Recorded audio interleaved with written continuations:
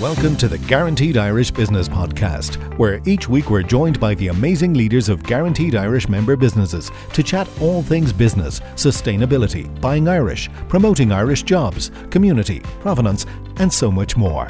Sponsored by FBD Insurance, Ireland's largest homegrown insurer. Support, it's what we do. Hello and welcome to the Guaranteed Irish Business Podcast. My name is Sean Kennedy and joining me today is Paul Candon, CEO of United Hardware. Hi Paul, thanks very much for coming to us. How are you? Very well, thanks. How's it going? Good, thanks, yeah. So Paul, you've been on the podcast with us before a fair while ago. I think it was more than a year ago now at this point. So just kind of refresh the memories of everybody listening. Who are United Hardware and Home Value and what do you guys do? Sure, absolutely, Sean. Look, United Hardware is a buying and marketing group that caters for the builders merchants sector in Ireland, DIY, household products and garden centre products. We are a buying group, as I said, with a brand, the brand being Home Value. We've been established since 2009 when we came together, effectively two buying groups came together, Associated Hardware and National Hardware, and formed a joint venture called United Hardware. So we've been trading since then and have to say we've grown the business substantially through that period of time. We operate from City West, where we've got a distribution centre, 200,000 square foot, purpose built. Our buyers are all the time sourcing, negotiating on behalf of the members of our buying group. We've got about 120 members who've got about 150 different stores throughout Ireland. So we're very well represented throughout the country, and we supply them with product from our distribution centre, as well as doing all of the central billing deals for them. So where you have deals like, with say Irish Cement, we would do the central negotiations, all the terms, and our members then can avail of those enhanced terms. So it's all about pooling volume to buy better, to make sure that they're competitive in the marketplace. Fantastic. So obviously lots of member businesses. We can sort of relate on that one. What other supports other than kind of buying and management do you guys offer to your 150 stores throughout the country? Mm-hmm. Well, the main issue is to combine our purchasing power to give the best trade terms for local independent members and sourcing then product and distributing that under our own label or other labels out to them in the marketplace. About 70% of our business is classified as heavy build, construction materials, feeding into the construction sector. And, we also would then add DIY products, hardware products, outdoor living products, garden, homewares, all of those type of areas. For example, last year we would have sold about 3 million in garden furniture. Just Christmas just gone, we did about 1.5 million in Christmas decorations, Christmas trees and everything. So we obviously bring the members then the branded marketing support, and we have operations, our regional managers on the ground providing our members with advice and guidance and support on how they're running their businesses day in, day out, and answering queries and questions and guiding them, and generally whatever support we can be for our members, we're driving that. That could be for HR, that could be for health and safety, that could be for marketing, for branding, or it could be just about the commercial aspects of the business, the buying, the products, etc. We've a very strong vision. I mean, we want to be the leading buying group in our sector, delivering value, profit and services to our members, so that the results that they get in their businesses day in, day out will be better than if they were operating independently. So you join a group or you join a club to get something out of it, and we want to really give them good value, good service. So those are the things that be the buying, the sourcing, the negotiating. We also do store development. We've got a team that does that on the ground because our members are constantly reformatting their stores, extending their stores, moving things around, deciding what fits where, what's better where. Have I got enough square footage for paint? Or is the tool section underrepresented? Does my trade counter fit properly? And so on. So we're all the time working with our members in terms of relaying stores. So we do the CAD drawings, designs. We send in a team that will literally blitz the store and work with shop fitters to reformat stores. So that's a great service as well. We obviously have about 6,000 products in our distribution centre for them to avail of, and we do networking, learning events, conferences, etc., and training as well for our members. A big training agenda where we work with suppliers, where we work with various appointed training companies that provide our members the skills that they need to better run their businesses. So quite a big array of services and support we offer. Brilliant. And I noticed you guys have been in business for well over 50 years now at this point. We're about to celebrate our 50th as well next year, which we're very much looking forward to. So would you say kind of the key to being in business for that long, 5 decades is a very long time. I don't think people would even quite, like Microsoft haven't been around that long. And I feel like Microsoft have been around forever. It's a very long time. And is it just that constant kind of evolving, offering new services, new products? Like, was Christmas decorations always something you offered, or is that something you evolved and introduced over time to keep moving and introducing new methods of training and staff and products and services to keep moving with the times? Mm-hmm. You've got to keep looking at your business. I mean, it originally started out very much in the heavy build side of things. So timber, cement, insulation, steel, everything that goes into construction. And we continue to do that today and enhance it. A lot of those products are moving into far more sustainable areas, sustainable products and so on for new type of building requirements. But we've evolved our business and all of the services that go with it. So yes, you're absolutely right. We didn't always sell Christmas decorations. We didn't always sell homeware products. We didn't always sell garden furniture and barbecues and all of those products. So we've added those on and we've expanded and increased our members' businesses.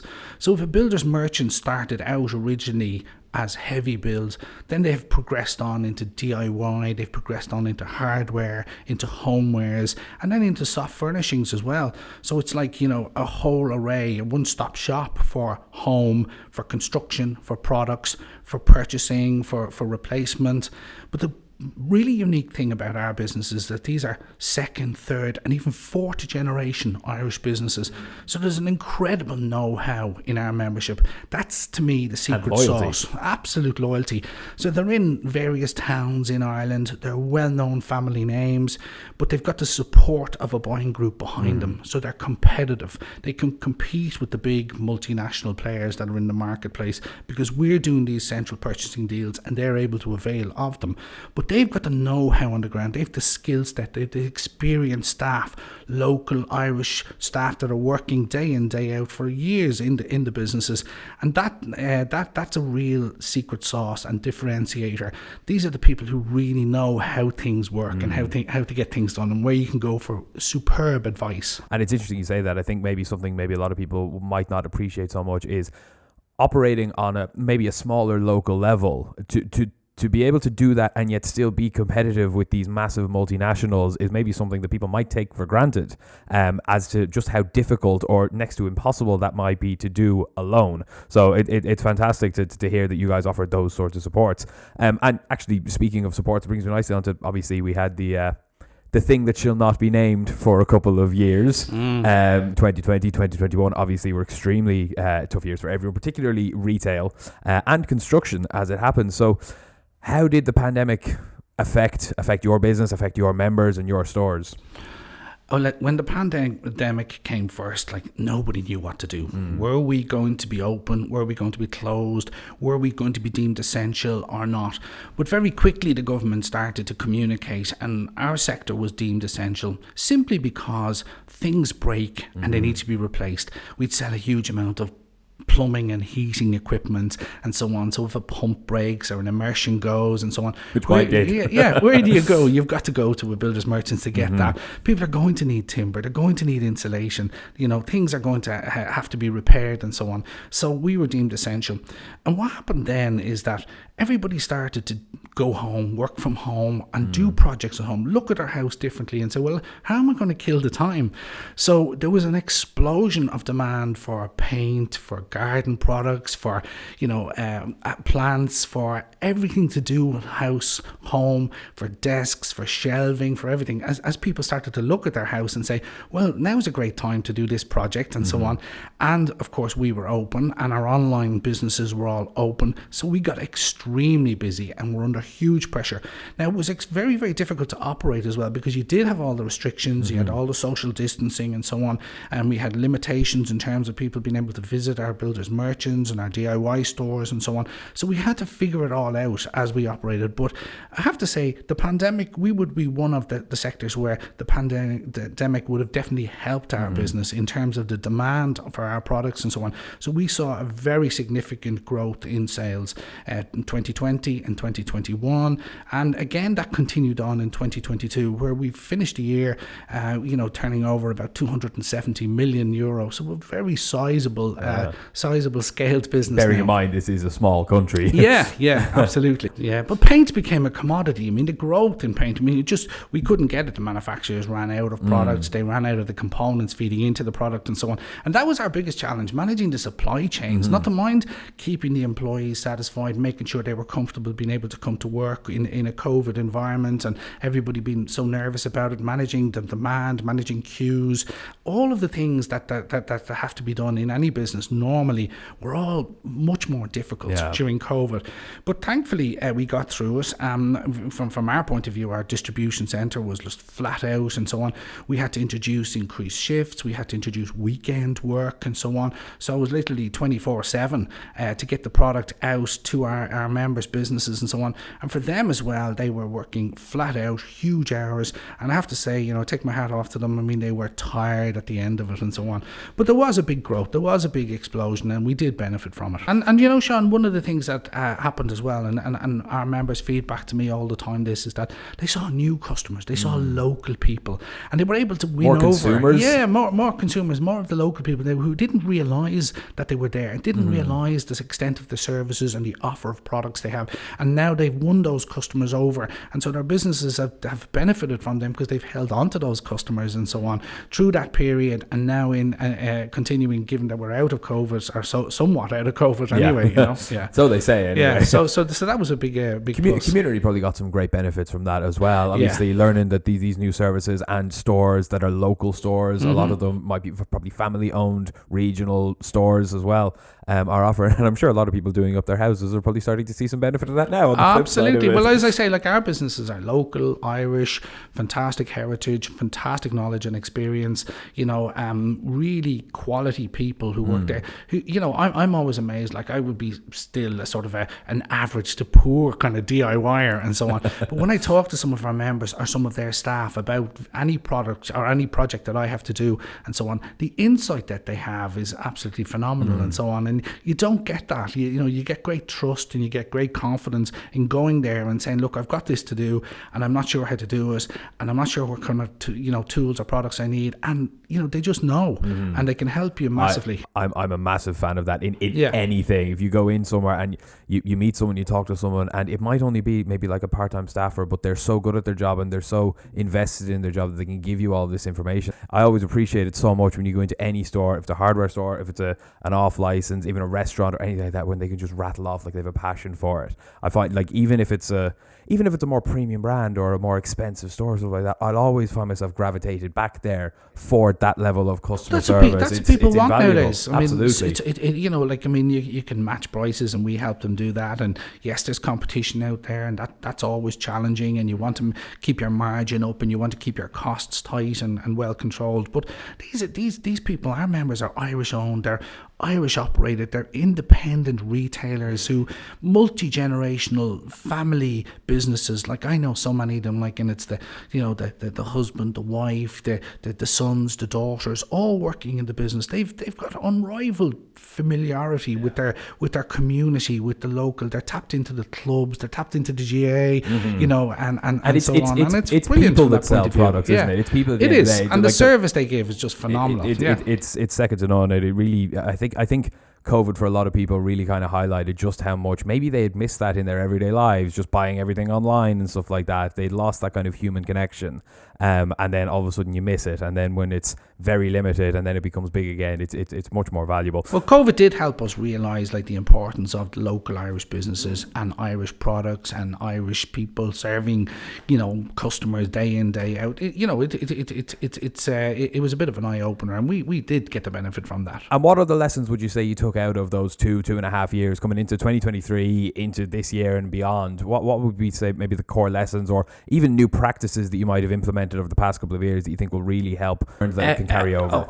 A huge amount of different things. Okay, first of all, expect the unexpected. That's good. Yeah, there's a sure. start. Like, as a CEO, I just didn't realize like the scale of change that had to happen. A number of the distribution center shifts and work patterns have all changed as a result for the better. Work from home. I mean, we learned how to work from home, and our employees in the roles that are suitable for that, work from home on a regular basis and so on, and it's working out really well, and it's helping people work-life balance, and it's helping with commutes and traffic and so on. The supply chain has changed, but then besides that, like there's different policies in work and so on in relation to it now, and COVID. It changed so many different parts of our business. It did, even things like how we thought about interaction, how we do communication, the amount we use Zoom and Teams calls now much more easily, that we don't always have to be face to face. So many different things like that have changed in the work environment. Now, obviously, an important topic coming into this year, like from the budget throughout last year, is obviously inflation, and it's uppermost in everyone's minds at the moment, no matter what kind of walk of life you're in. How would you say the rate of inflation at the moment has affected yourselves, your business, and maybe in the construction industry as a whole? And what do you think the knock-on effects will be throughout this year of increased inflation over the past couple of months and years?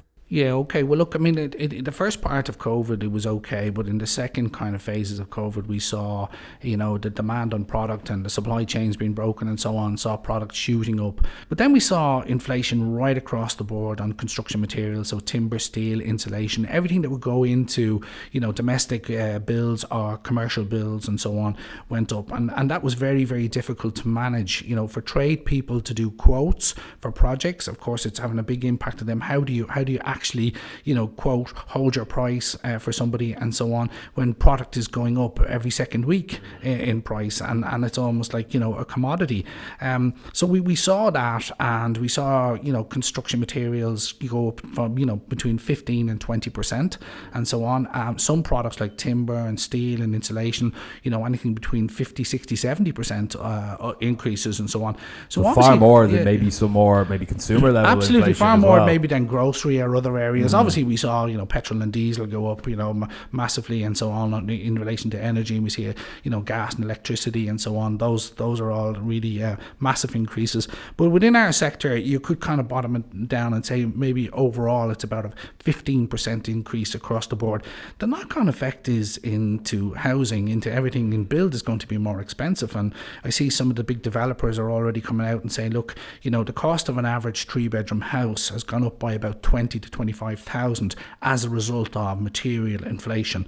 And we've seen that, like, not just managing the pricing, not just communicating with our members and communicating with our suppliers and so on, all the practical things that go with it, but actually the reality of it is that, a cube of timber is far more expensive now than it was 2 years ago. Steel is far more expensive. Insulation is double the price, and these are all feeding into construction costs in a country that needs to build far more houses far faster. And that brings me on quite nicely actually to the kind of sustainability aspect. Obviously, for anyone watching on YouTube, you can see our 4 pillars of sustainability here on this pull-up, and I know it's very important to yourselves as well. Maybe tell us about your own kind of sustainable practices, and do you think, because we had a fireside chat, I believe you had it with the Minister for Housing last year, and he spoke about wanting to get more sustainable building products brought into Ireland's more sustainable building methods. Tell us about your own kind of sustainability practices and processes and journey maybe over the past couple of years into the next couple of years. Sure. I mean, we have a substantial sustainable agenda within our distribution centre, where we have, converted over fork trucks and everything from diesel to electric and so on. We've rainwater harvesting. We're putting solar panels onto the roof and so on. And then you start to think about, that covers off our office and our distribution environment and so on. Then you start thinking about your vehicles that are on the road and trucks, and moving from diesel to electric and so so on. So we have an agenda on that and are phasing that. Then you start to look at your products, and obviously construction materials are changing. So we obviously have to have the types of products available for the tradespeople that are sustainable. So air tightness products, rendering products, insulation products, and there's been an explosion of them. So we have all of those available and so on, and are constantly looking at adapting to the newer ones, because there is a lot of innovation in construction materials that's been passed on into the market. I mean, a house today that's been built is insulated 100 times better than a house 15-20 years ago, and so on, and people are updoing their own houses absolutely to change and there's insulation some, more than anything. There's some superb grants there available from for people to go and do that, to insulate their attics, insulate their house, to do the rendering, to do refits and so on, refurbs and so on. And we would massively encourage people to do that, because that does feed right into our sector, because merchants supply the materials for those type of projects. But we're also partnering with yourselves on the Guaranteed Irish Forest Initiative, which is all about encouraging climate action engagement and increasing biodiversity and so on. So we're supporting United Hardware supporting the group in terms of the Guaranteed Irish Forest Initiative. So we're looking at those type of things and constantly trying to make sure we promote our sustainable practices. But we also are really keen to make sure that we are acting and not just talking about it, we actually do something about it. And that's why we were quite attracted to the Guaranteed Irish Forest Initiative and the success of that so far. Another thing that we are, of course, hosting in a couple of weeks is our Guaranteed Irish Business Awards. I believe you guys submitted a couple of applications for that. Obviously, that's in March, but you guys, of course, have your own awards. You call it the United in Excellence Award. Brilliant name. And one of the awards you gave out was the Guaranteed Irish Advocate of the Year Award, which obviously we remember that. But so the winners of that, I believe, was Mr. Lambert's Hardware. And what would you say? What was it that they did to deserve a Guaranteed Irish Advocate of the Year award? Well, they've really embraced it. They've recognised that Guaranteed Irish is Ireland's most trusted brand. So they've used the brand really well in store. They've used it around their products. They've used it around themselves, saying, look, we're an Irish company. We're operating locally. We're here for a long number of years. We have Irish products. We have Irish staff. We're part of our community. They're ticking all the boxes and promoting it with the products in store. They did Guaranteed Irish Days to highlight it and so on. So they just really got behind the initiative, and they were probably our number one member, and so fully deserved the award and so on, because you want to sort of recognise and reward the people who put the most into the marketing initiatives that we're driving out there. And this is a big marketing and branding initiative, because we're an Irish company, we're around a long time, and we want to get behind our members who are also doing the same thing, driving the initiative, driving the Guaranteed Irish agenda along with us. Brilliant. Well, we look forward to seeing the next one come up then. Absolutely. Finally then, what's on the cards, not for January, but for the rest of 2023 and beyond for yourselves as a group, or maybe some of the individual stores and activations for the rest of the year? Yeah, well, we have a big growth strategy. We continue to drive growth in terms of the product ranges that we have, in terms of the service that we provide to our members. We will be looking at new member opportunities. There's a couple of gaps around Ireland where we would like to, partner up with some new people, and we're currently talking to them. So it's very much about growth in our service, growth in our agenda. We're also taking a very strong look at our brand and what we do with our brand, how we market the brand and so on. So I think we're going to be driving some significant changes in that towards the second half of this year, and that the new markets and new supply chains are also going to open up opportunities for us on new sustainable ranges, which we'll be bringing out to the marketplace as well. We've already kind of locked some of them down. We're going to have a new range of power tools and garden products as well, which will be all battery operated.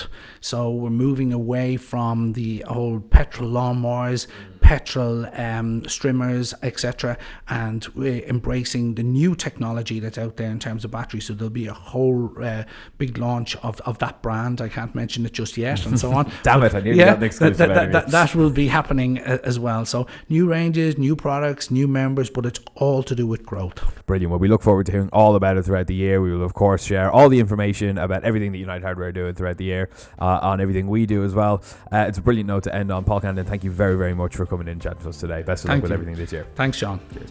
If you enjoyed that episode of the Guaranteed Irish Business Podcast, don't forget to like and subscribe wherever you are listening.